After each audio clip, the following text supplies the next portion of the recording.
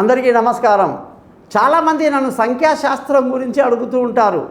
ఏమండి, సంఖ్యలు మనిషి కనుక్కున్నది కదా, మనిషే కదా నెంబరింగ్ అనేది మొదలుపెట్టాడు.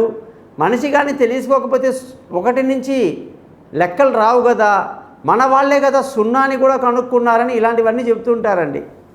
ఏమయ్యా, నవగ్రహాలను సృష్టించిన వాడు, 9 గ్రహాలని చెప్పి 1 2 3 4 5 6 7 8 9 మాత్రమే పెట్టినవాడు, అష్టదిక్పాలకులు 8 మందిని పుట్టించినవాడు, హరిషడ్ వర్గాలు 6 సంఖ్యని పుట్టినవాడు. ఎన్ని చేశాడు మిరాకిల్స్ అయినా, సంఖ్య ఆయన సృష్టించిందే, మనం కాదు. చాలా తప్ప లెక్క అది. హరిషడ్ వర్గాలు, అష్టదిక్పాలకులు, నవగ్రహాలు ఇవన్నీ సామాన్యమైన మాటలు కావండి. వేద పురాణాలు ఉపనిషత్తులో అద్భుతంగా రాసిపెట్టినటువంటి విషయాలు ఇవన్నీ కూడా భగవంతుడు సృష్టించినటువంటి సంఖ్యాశాస్త్రం. సంఖ్యాశాస్త్రంలో చాలామంది చాలా పొరపాట్లు పడిపోతుంటారు. నా అదృష్ట సంఖ్య ఏమిటండి అని అడుగుతారు.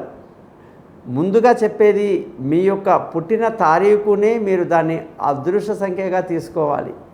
ముఖ్యంగా చాలామంది తేదీ, నెల, సంవత్సరం అన్నీ కూడి మరీ తెచ్చుకుంటారు లక్కీ నెంబర్. అలా ఉండదు. పుట్టిన తేదీ మాత్రమే మనకు వస్తుంది.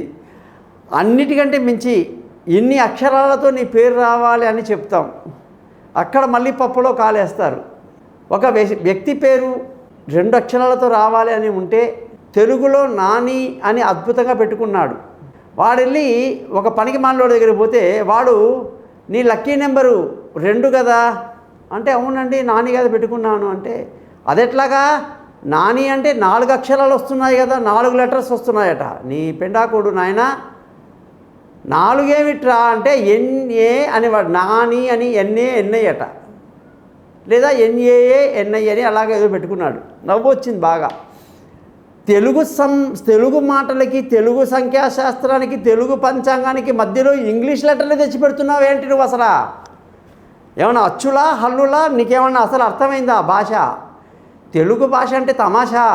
ఎంత కఠినంగా, ఎంత మృదువుగా, ఎంత సరళంగా, ఎంత అద్భుతంగా ఉంటుంది తెలుగు భాష.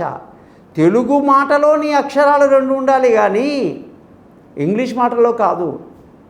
ఇలాంటివన్నీ ఎన్నో పొరపాట్లు చేస్తుంటాం. కాబట్టి మనమంతా కూడా సంఖ్యాశాస్త్రం గురించి తెలుసుకోవాలన్నా, మా అదృష్ట సంఖ్య ఏంటో తెలుసుకోవాలన్నా నన్ను కాంటాక్ట్ చేయండి. నేను మీతో మాట్లాడతాను. మీ గోపాలయ్య గారు.